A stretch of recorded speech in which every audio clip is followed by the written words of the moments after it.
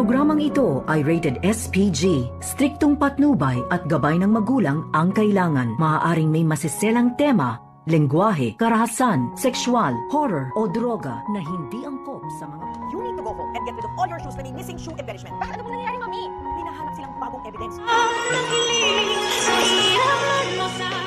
Narito na nga ang ating pakabangan ngayong Miyerkules sa abot kamay na pangarap.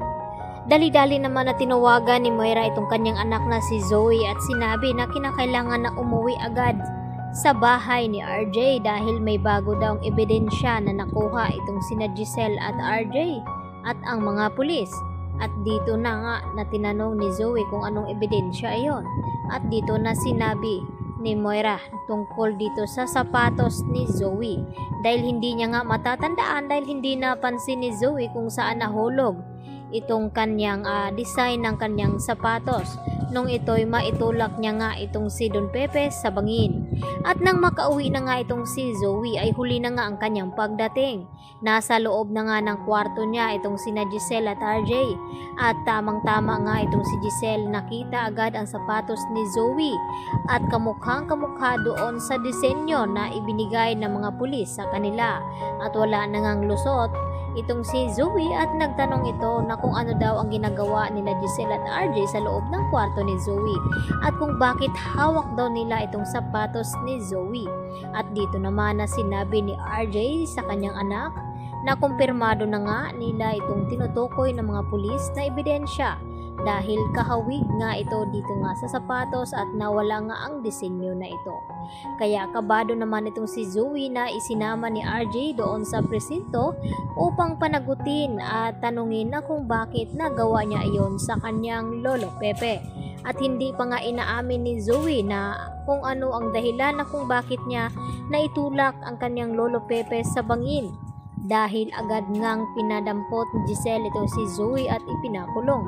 At dito naman nagmamakaawa itong si Zoe sa kanyang ama na si RJ na sana raw ay huwag siyang ipakulong dahil hindi naman daw niya sinasadya ang ginawa niya dito kay Don Pepe. At galit na nga itong si RJ, ganun din itong si Giselle dahil hindi na daw naawa itong si Zoe na matanda na nga itong kanilang lolo ay nagawa pa niyang binalak na paslangin ang matanda kaya walang kapatawaran ang ginawa ni Zoe at hindi pa nga nila nalaman kung ano ba talaga ang totoong dahilan na kung bakit umabot sa ganung sitwasyon na nagawang ipadukot ni Zoe ang kanyang lolo kahit si Moira naman ang may pakana ng lahat at hindi naman maisuplong ni Zoe ang ina na siya nga ang dahilan na kung bakit nakidnap itong si Lolo Pepe dahil sa nalamang sikreto nito na itong si Zoe ay hindi nga tunay na anak dito ni RJ at hindi kadugo ng mga tanyag at lalo pa itong tunay na ama nito na si Carlos Benitez dahil yun nga lang ang sinabi ni Zoe ang tungkol sa pagtulak niya kay Don Pepe sa bangin dahil